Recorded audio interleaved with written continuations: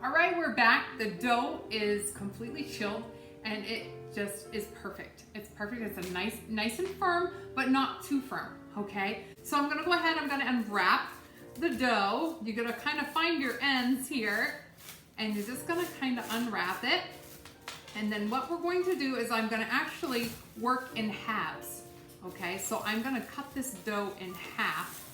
You can kind of see, I don't know if you can see it on camera, but I can definitely see all the little bumps of the butter and everything that's in there that didn't get completely incorporated, which is perfect, okay? You don't have to have it completely incorporated in there.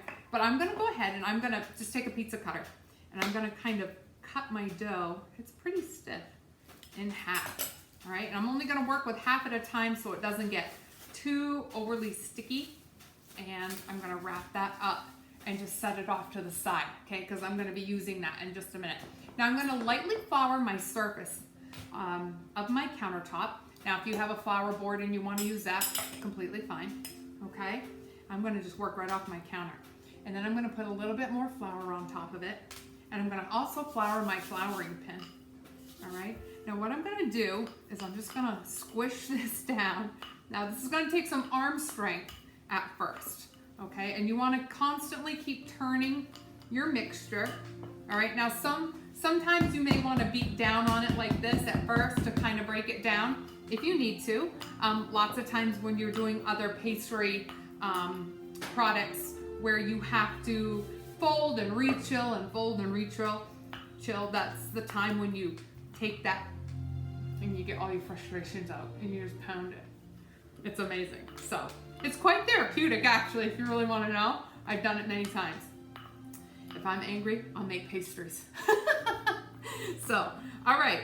So I'm just going to keep doing this. Now, this is going to take a while because your dough is breaking down and the butter is like squishing and the butter gets hard, especially if you have some clumps in there. When it sits in the refrigerator for 2.5 hours, it's like taking a stick of butter and trying to roll it out, paper thin, right? You want to be able to have a little bit of dough to hold, to pocket in what you're going to be baking. So you don't have to do it super thin, okay? So between 1/8 and 1/4 is plenty thin, all right? But probably no more than 1/4 if you can get away with it, all right? So that's why I try to tell you between 1/8 and 1/4, and then that way you'll kind of just work on it as much as possible. And if you're totally inexperienced with pastry dough, it's okay. Just do your best. But try to make it from scratch so you get that experience, okay? So just give it a whirl because you're not gonna hurt it any, all right? You're not gonna totally mess up unless you leave this 1 inch thick, okay?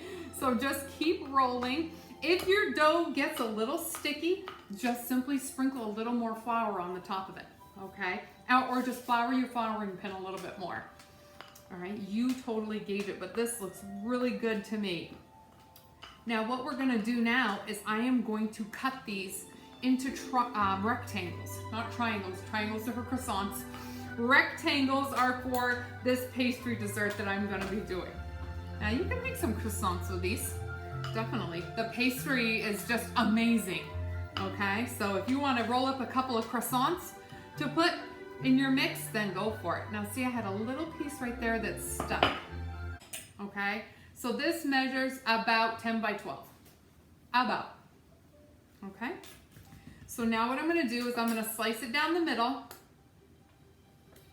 okay, about, and then I'm gonna go ahead and I'm gonna do 3 on each side. I'm gonna cut them into thirds. Now these are nice wide strips because you're going to need them wide, okay? So I've got 6 strips here. Now what I'm going to go ahead and do is I'm going to lay these off to the side and then I'm going to work on the other half. All right, so that's just been kind of chilling over here. I'm going to put a little bit more flour on my flouring surface. And when I turn this out, I'm going to go ahead and take my scraps and I'm going to throw them on top of this mixture here. Now a little bit more flour. Now those scraps that I had left over, okay, we're going to layer these right on top, okay? And then they're gonna get rolled right in. Now the good thing is that if they're too floury, okay, mine look pretty good. I'm just gonna flip that over. But if they're too floury, just roll this mix in half and they'll be right in the middle and you won't even see them. Or you can leave them off to the side until the very end and then just kind of make your own little scrap pieces if you want to, or try to roll them all out together. That's completely fine. So I'm gonna go ahead, I'm gonna keep rolling this, and I'm gonna kind of form this into a rectangle just to try to keep as much uniformity as I can. And I'm gonna get these out to about the same width, and when we come back, we're gonna fill these puppies and bake them off. All right, we're back. We have all of my dough. I've cut them out into the rectangles, and I'm gonna go ahead, I've just got one room temperature egg, and I'm gonna crack it right in the bowl here. We're gonna create just a little bit of a mixed egg that we're gonna brush onto the pastry. As it cooks, it will turn golden brown on that. So you just wanna whisk it a little bit, just so that it's well beaten. So, and then this is just gonna kind of help actually bind the pastry as well. So it just helps all together. And I just have a simple little pastry brush that I'm gonna use with that too. So if you want to go ahead and do your sides first with your egg wash, you can do that so that they stick together nicely, all right?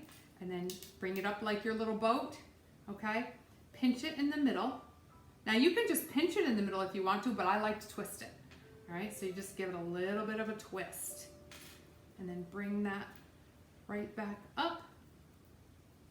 Almost kind of like a bow tie, it's gonna look like, all right? And then you've got your little pockets.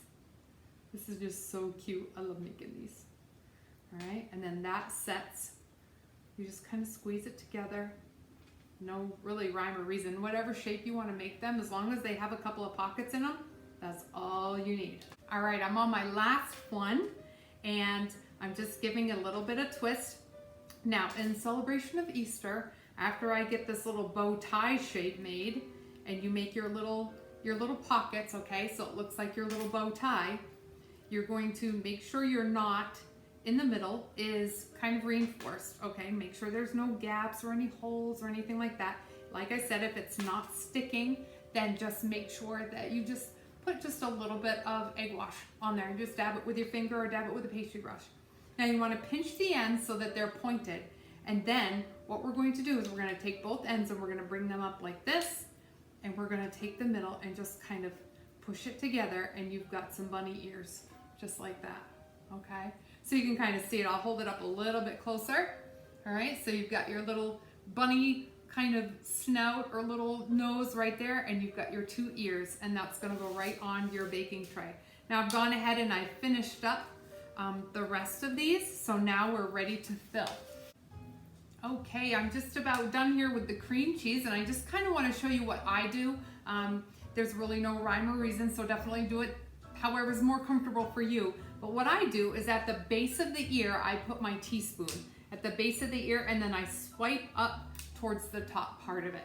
So I kind of put my spoon down in, and then I'm using the back of the spoon and then swipe up, okay? So that just kind of makes a nice clean well for the jam to set, okay? So now what I'm gonna do is I'm just gonna take a teaspoon of whatever jam that I want, just a little bit of it, and just put a dollop of the jam right in that little hole where the ear was, where the little cream cheese hole that I made, okay?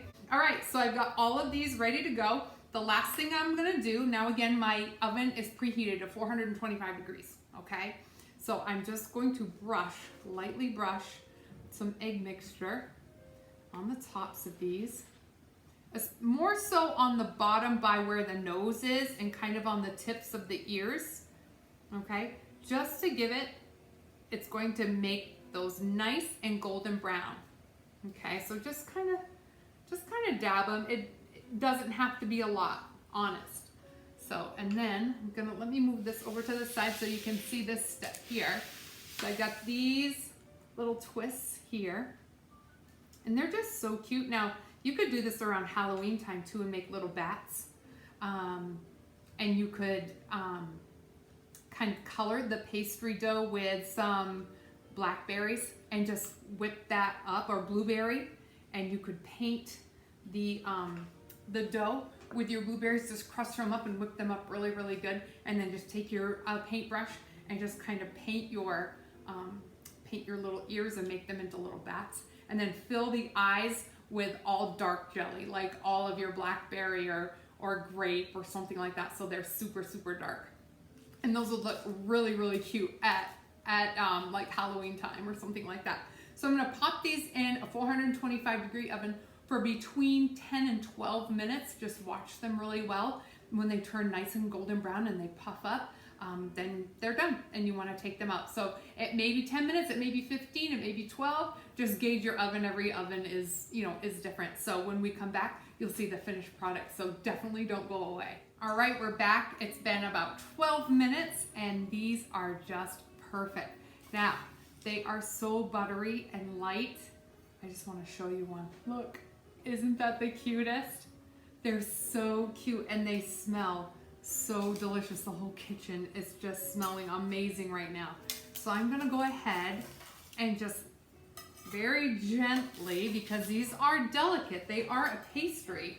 So we want to just very lightly put these on a nice serving tray, whatever tray that you have would be great. Like, just a glass dish or whatever.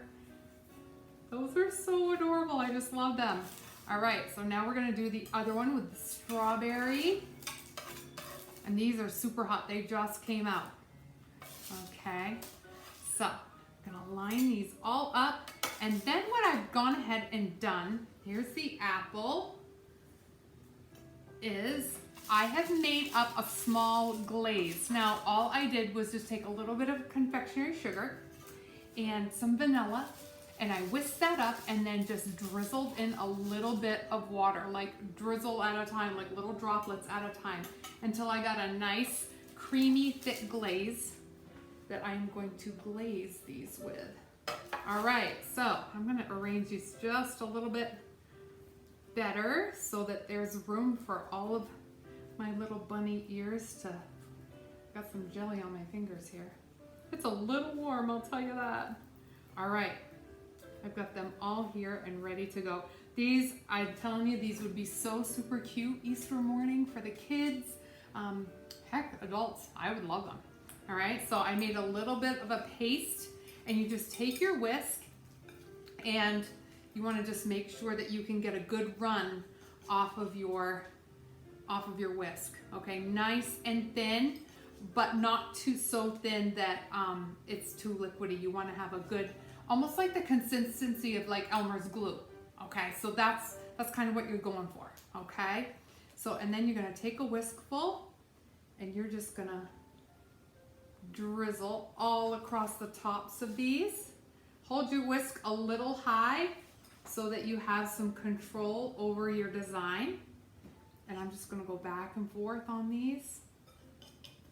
You only just need a little bit, just enough, just to make it look pretty on the top. You can leave this completely off, guys, if you want to. If you want it, if you don't want it as sweet, you can leave that off, but I just think they are perfect. Now, I'm gonna take one of these. I'll take the little one here, the little guy. Okay, see that? He's just adorable. And you just break that, and it's so buttery and flaky. It's puffed up just beautifully. So I hope you like this recipe. It's absolutely delicious. Try it for your family and your friends. And happy Easter to everybody, and I hope I can get on before Easter, but if not, have a wonderful Easter. Enjoy your Palm Sunday today. And don't forget to like, share, and subscribe to that YouTube channel if you can. The little red button down below, just go ahead and click subscribe. Then you can be clued in on all the videos that I do. Every time I hit YouTube, a little alert will pop up so you'll know that there's a new video for you to watch, okay, and then to try the recipes. If you haven't had a chance yet to hop on over to my website and get my cookbook, you definitely want to do that. That's dspantrycookin.com, dspantrycookin with an n.com. So hop on over. There's all kinds of different products over there too. So feel free to browse around and buy it all up, and I'll ship it to you. All right. So don't forget, whatever you do, you make it with love. We'll see you next time.